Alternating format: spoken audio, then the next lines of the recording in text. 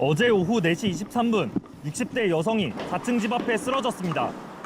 낮 최고 기온 36도였던 날 엘리베이터 없는 아파트 계단을 걸어 올랐습니다. 신고를 받고 온 구조대원들 급히 건물 안으로 들어갑니다. 잠시 뒤 여성을 등에 업고 내려옵니다. 그래서 중증 열사병 이런 정도로 좀 추정이 된다. 체온은 40.3도를 넘었고 열사병 증세를 보였습니다. 그래도 들것 위에서 팔을 위로 뻗고 자세를 고쳐 눕는 등 의식이 있었습니다. 더 나빠지기 전에 병원에 가야 했습니다. 천안하고 천안 그 주변 지역 이제 병원들 좀 수배를 했었는데 수배가 그렇게 금방 개선이 안 했던 거. 병원 19곳에 전화를 돌렸지만 모두 받아주지 않았습니다. 그 사이 여성은 심정지 상태에 빠졌습니다. 오후 5시 36분에야 병원에 들어갔지만 1시간 뒤 사망했습니다. 가족 없이 혼자 살았고 이웃과의 교류도 없었습니다. 1,000원짜리 밥 주는 데 있어. 매일 그렇게 했어. 응급실 뺑뺑이 끝에 숨진 이 여성을 포함해 올 여름 온열질환 사망자는 28명입니다. 온열질환자는 2,994명, 여름이 끝나지도 않았는데 지난해 전체 숫자를 넘어섰습니다. 2018년 이후 가장 많습니다. 이달 말까지도 무척 더울 전망입니다. 지치지 않게 조심하고 이상이 생기면 제때 적절한 처치를 받을 수 있어야 합니다. JTBC 이세연입니다. 한 남성이 편의점에서 음료수를 꺼내다 그대로 쓰러집니다. 소방이 출동해 들것에 실어 나갑니다. 열사병 증세에 체온이 40도 넘은 40대 기초생활수급자입니다. 병원 선정 전에 14군데 정도 병원에 연락을 돌렸는데 수용이 불가능하다고 해서 병상에 눕기까지 1시간이 넘게 걸렸고 결국 숨을 거뒀습니다. 이런 응급실 뺑뺑이 하루 이틀 일이 아닙니다.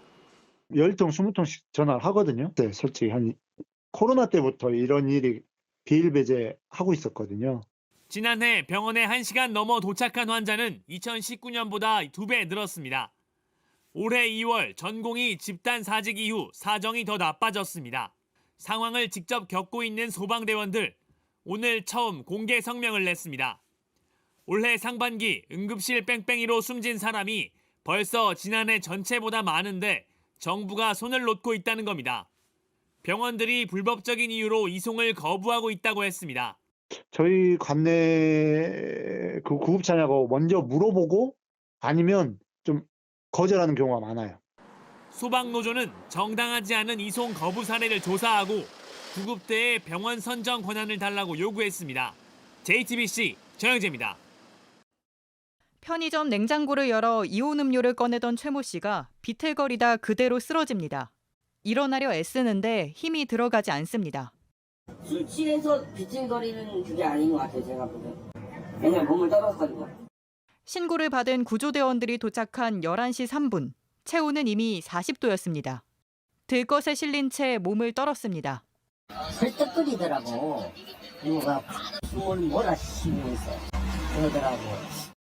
최 씨는 집이 바로 앞이라며 데려다 달라고 했습니다. 일단 입구부터 50cm 이상 이렇게 쓰레기가 집안 내부도 그렇게 시원한 게 아니었다 보니까 환자가 쉬기에는 적당치 않은 환경에 돌봐줄 가족도 없는 처지라 소방은 병원 이송을 결정했습니다. 하지만 의료 파업의 여파인지 갈 곳을 찾기 어려웠습니다.